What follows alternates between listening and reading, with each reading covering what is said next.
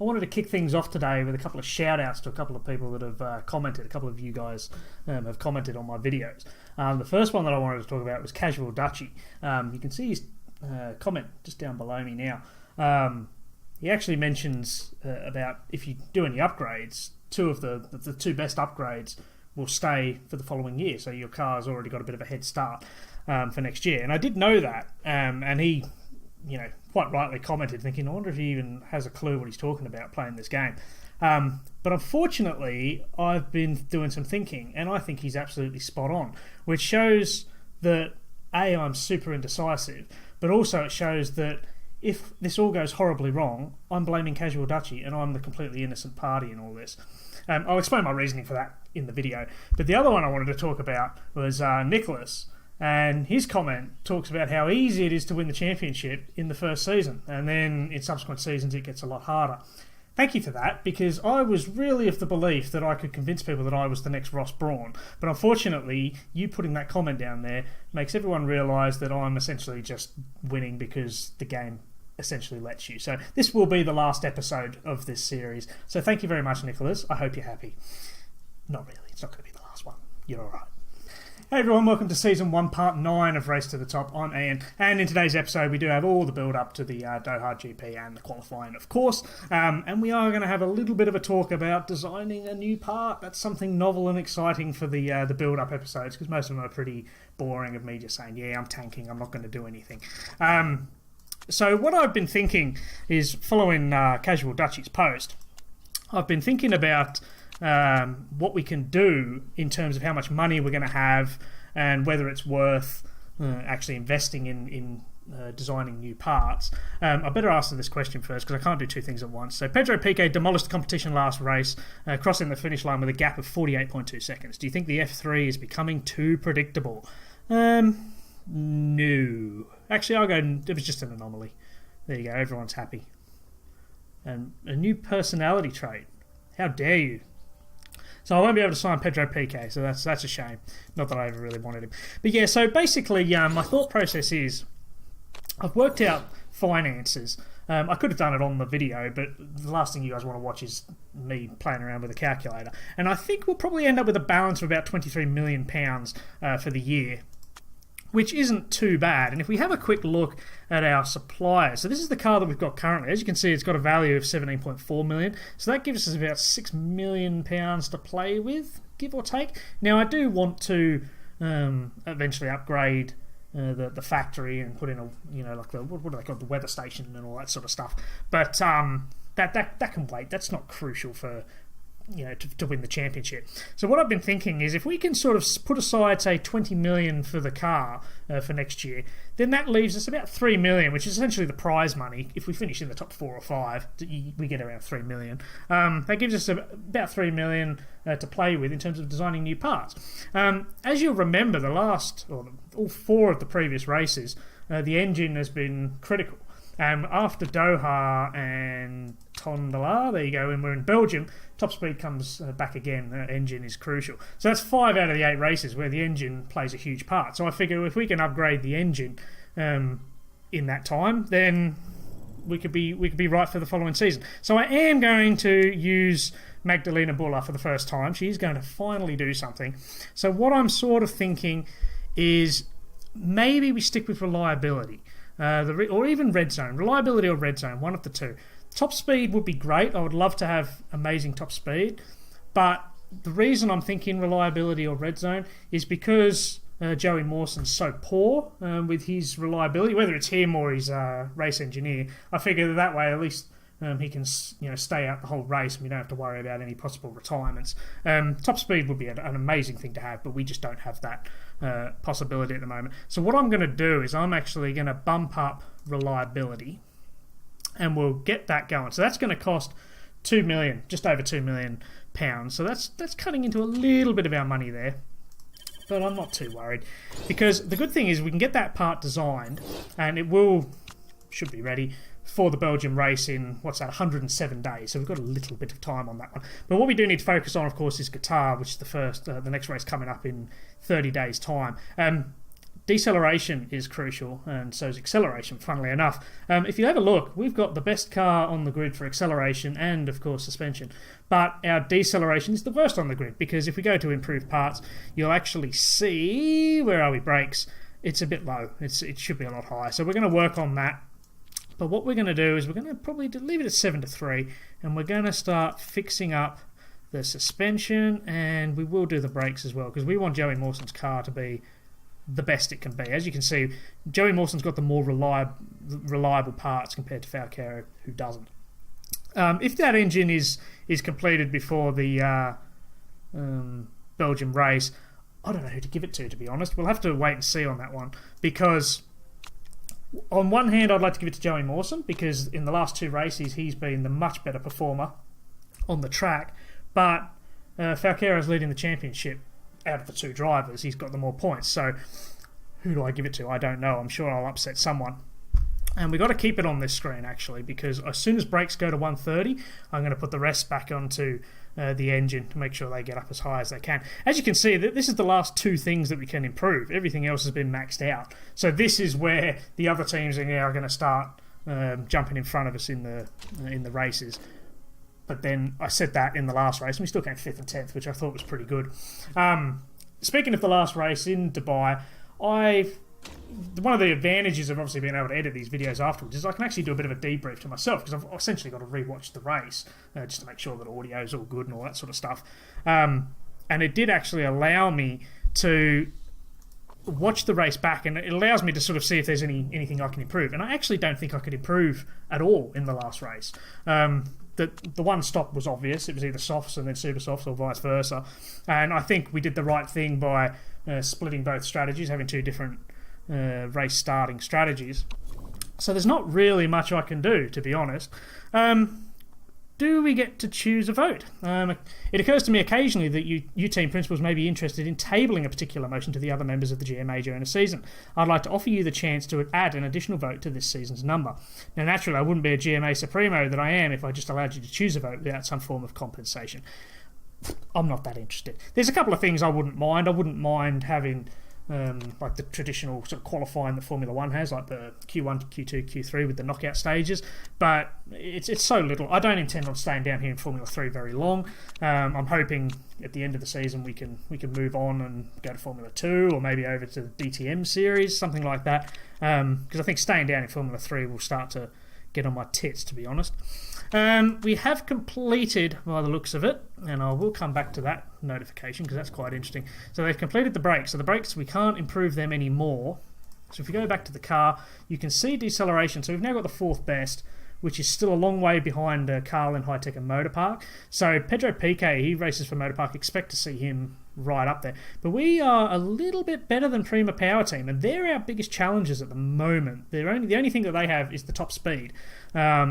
And if we have a quick look at the standings then, so we've got Prima Power Team there in second, 14 points behind. Then you got Van Amersfoort, they're 16 points behind. They're quite close. I actually had to look up the name of this. After the last one where I was like Mucky or Muck or whatever, I believe it's Mucka. I believe that's right. Let me know in the comments if I got that right. Mucka Motorsport. They're a bit far behind us. I don't think they're going to really catch up to us in time by the time the season ends, because we're halfway through now. We've got 10 days to go to DOHA, which would be race 5. So if we have a look then, let's keep looking. We got the reliabilities up quite high for everything. And I don't think there's much to improve. I suppose we should just bump the engine up as those final 3 little pips. But what I'm going to do is I'm actually going to go 5.5. Let's get the reliability up a lot more. And what I am going to do is I'm going to get rid of this notification of having another pit crew member. And as I'm on this thing, let's change some of these pit crew around. We'll go to mistake percentage. As you can see, that Rangel was up quite high in the previous race, and she's back down to 0.3%, whereas Räikkönen is 2.4%. So I think it's time to give him a break. So what we're going to do is, can we do this?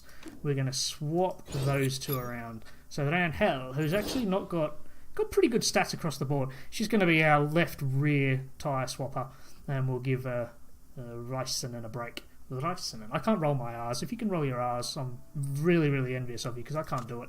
I can do it if it's just like the R's in the middle of a word, but if it's like, I can't like do a sustained noise, which all you Europeans can, and it really annoys me.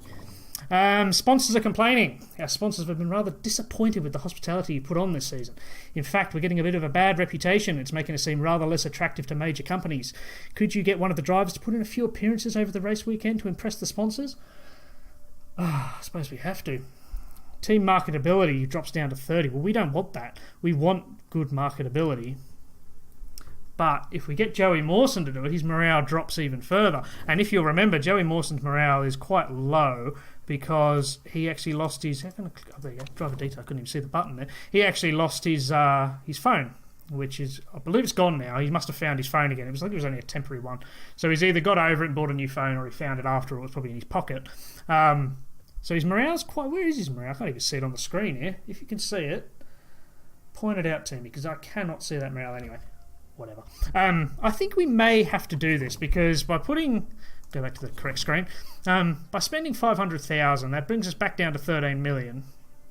And we get a bit more marketability, and hopefully that does mean that when these sponsors start to fall away, we've still got two races remaining, one race remaining for rustlers. That extra marketability might give us a little bit more money, so that's quite good. So I think I will do that. It's probably worth investing. Joey Mawson's not going to be too happy about having to do those appearances. But then I don't really care, to be honest, because he's not that great after all. We will replace him at the end of next season. But you didn't hear that from me. So as we're here, let's actually have a quick look at the sponsor offers. So we've got 4 races or 8 races there, upfront payments. I'm thinking maybe the Speed Hunters might be a good idea. Get a bit of money back. Yes, it's 8 races, but we should capitalise whilst we're doing well in the championship, and gives us a bit more money up front. It essentially covers the engine that we're designing. So I think we'll go for Speed Hunters, which bumps our money back up to 16.6 million. So whereabouts does Speed Hunters sit on our car? I can't even see them. Oh, there they are. There, right at the back on their on the rear wing. So okay, so we've got 9 days to go to Doha. I don't know much about this track, actually. All I know is it actually reminds me of Abu Dhabi rather than Qatar. And here you go. Here's the race then. So it's a 57-lap race with a lap record of 124.2. The race should be bone dry. 0% chance of rain. That's what I like to hear. And it looks like cloudy for practice and the race, and qualifying will be in blistering sun. A lot of pressure is placed on the brakes in Doha. Motorpark should be feeling confident with their excellent brakes. The tyre compounds chosen are softs and mediums. So we should benefit from this, because the track is quite abrasive, but our car's one of the best on the grid when it comes to tyre wear, so that's really, really promising. I did see this. Maximilian Gunther could be leaving. That's quite interesting. Would I be interested in picking him up? I think I would, actually. He's got a driver trade at the moment. Addicted to video games. There you go. Someone that I think I'd get on really well with. But he's a lot better, I think, than Mawson, and even, dare I say it, Falcaro.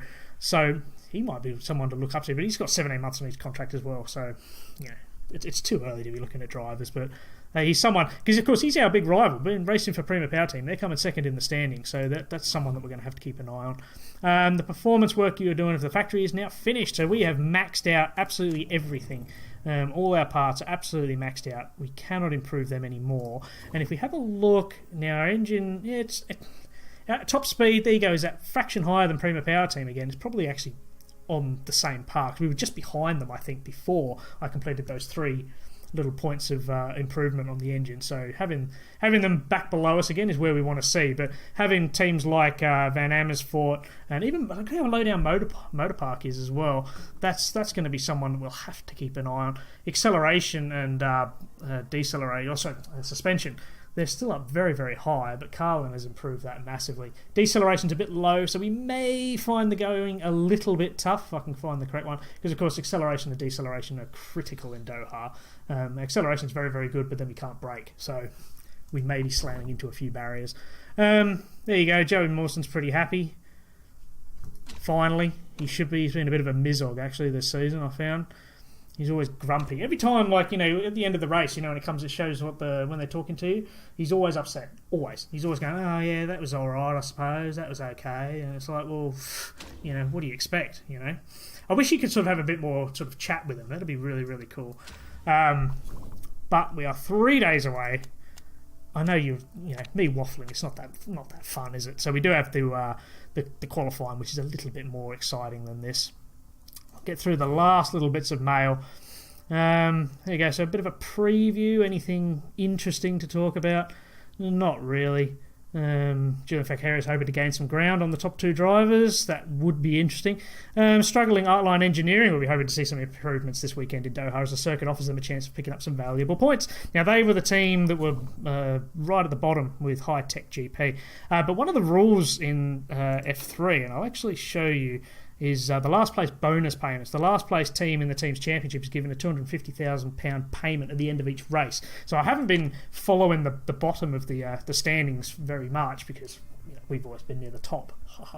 So they should be getting a lot of money. So if they don't start improving, then I'll be very, very surprised about that. Van Amersfoort's got a forecasting centre. That's what we want to build, but for £6 million, I've got to be pretty careful on that one.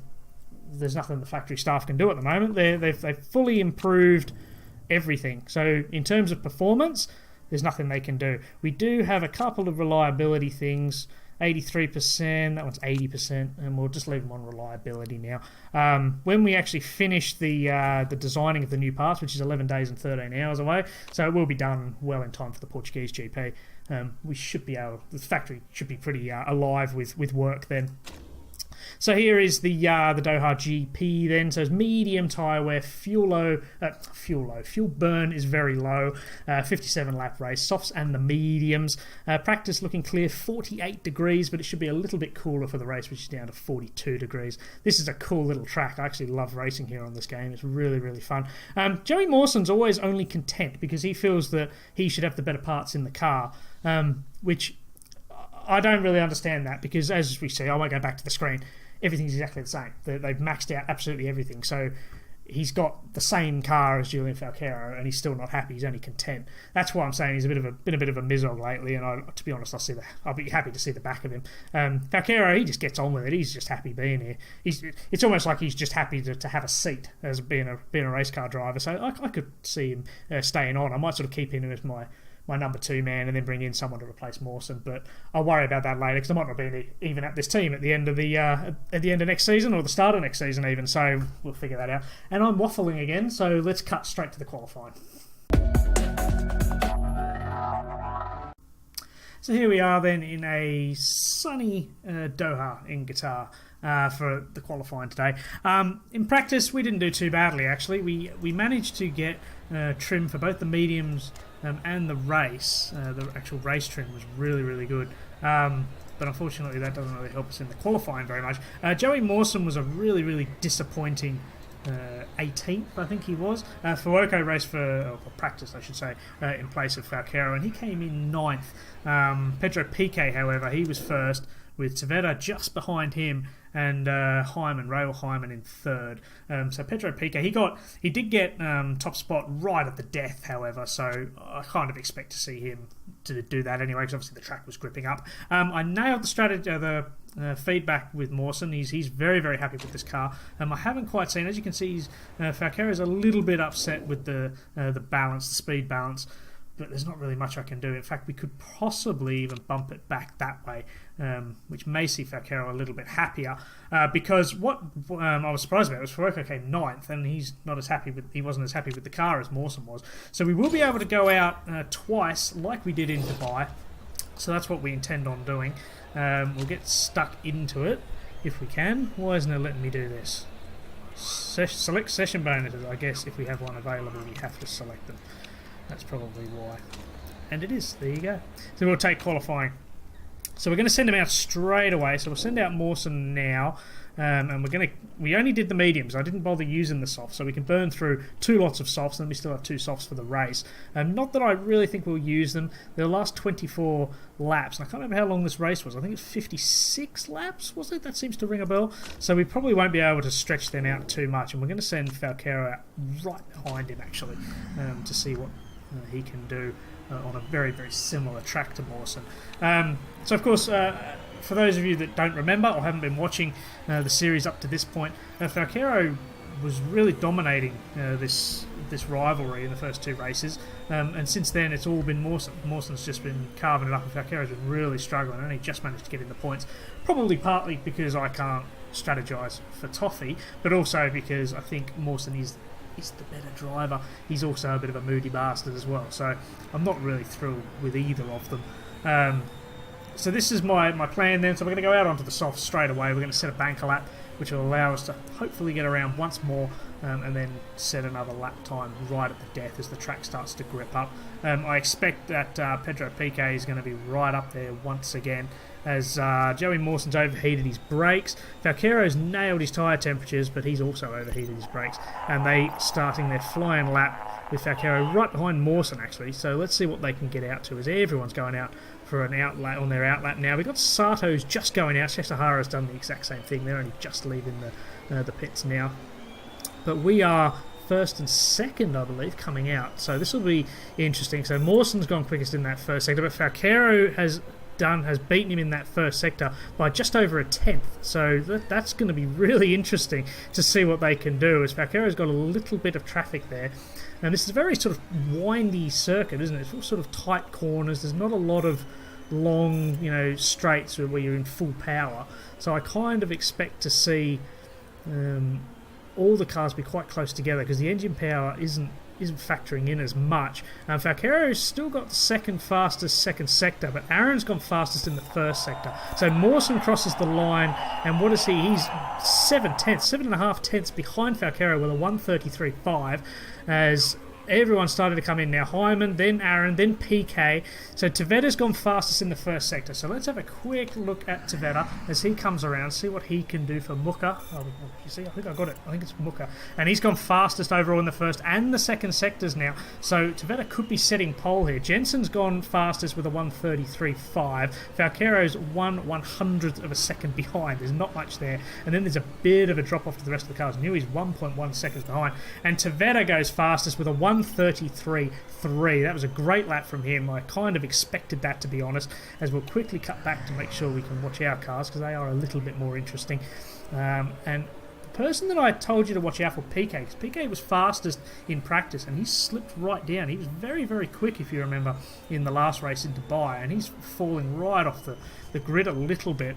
But there's a few cars coming on their in laps. There's not going to be much time to set another lap, because we don't want to leave it too late so that we're in traffic, but at the same time we don't want to be going out too soon, because as you can see the track is still gripping up as we go around. So it's situation's not too bad. Falcaro, I'm very pleased with Falcaro in third. Mawson right down in 15th. I'm very, very surprised with that. They just can't seem to get any form, can they? And what we're going to do is we're now going to send them out with new soft tyres. He can go out, and we'll send out Falcaro behind him again, because, hey, that worked last time. I thought he might have been a bit stuck. He might not have had a bit of dirty air from Mawson, but it didn't seem to faze him, because he's third, and he's only 2 tenths off Tvetta at the top. And Tvetta and, who is it, Piquet, they're his biggest challenges in the Drivers' Championship. So if he can stay up there, and with Piquet down in 14th at the moment, he's someone going to have to keep an eye on Piquet. He's still in the pits. He hasn't come out yet. We've got a few people coming out on their outlaps. We've got Hyman and Jensen both on their outlaps. They're sitting either side of Falcaro in second and fourth, respectively.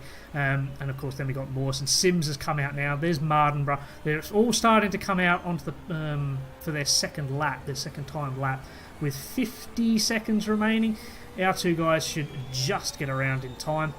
Some of these guys, I'll be interested. I don't think people like Sato who have just come out, I don't know if they're even going to be able to come out now. I think some of these teams have left it a little bit late. But people like Schumacher and Gunther, Prima Power Team, have not come out again. And it looks like we've timed our laps pretty well.